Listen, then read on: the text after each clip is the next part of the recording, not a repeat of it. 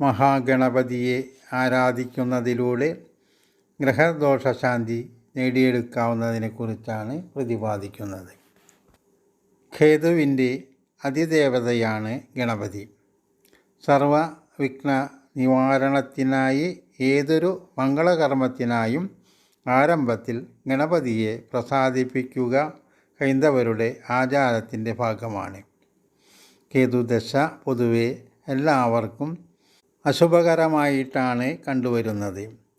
മാനസികമായ അലച്ചിൽ, എത്ര തന്നെയായാലും തൃപ്തി വരാതിരിക്കുക, വിഷാദമഗ്നത തുടങ്ങിയവ കേതുദശയുടെ പൊതു സ്വഭാവമാണ്.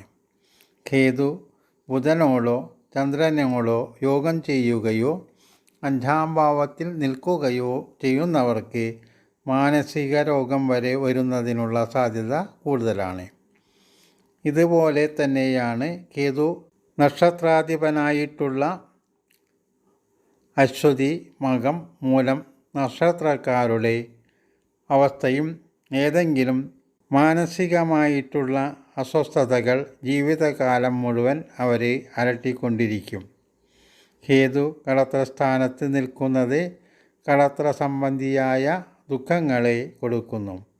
ഇതിനെല്ലാം പരിഹാരമായി ജ്യോതിഷ ഗ്രന്ഥങ്ങളിൽ വിധിച്ചിരിക്കുന്നത് ഗണപതി ഭജനമാണ്.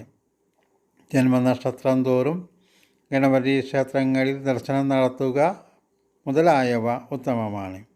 5-ാം ഭാവത്തിൽ കേതു നിൽക്കുന്നവർ സന്താന ദോഷ പരിഹാരത്തിനായി സന്താന ഗോപാലമന്ത്രം ജപിച്ച് പാൽപായസം ഹോമിക്കുന്നത് ഉത്തമമാണ്. അഷ്ടമത്തിൽ കേതു നിൽക്കുന്നവർ ജന്മനക്ഷത്രം തോറും മൃത്യുഞ്ജയ ഹോമ ദ്രവ്യങ്ങൾ ഉപയോഗിച്ച് ഗണപതി ഹോമം നടത്തുന്നതും ആയുർദോഷശാന്തിക്ക് നല്ലതാണ്.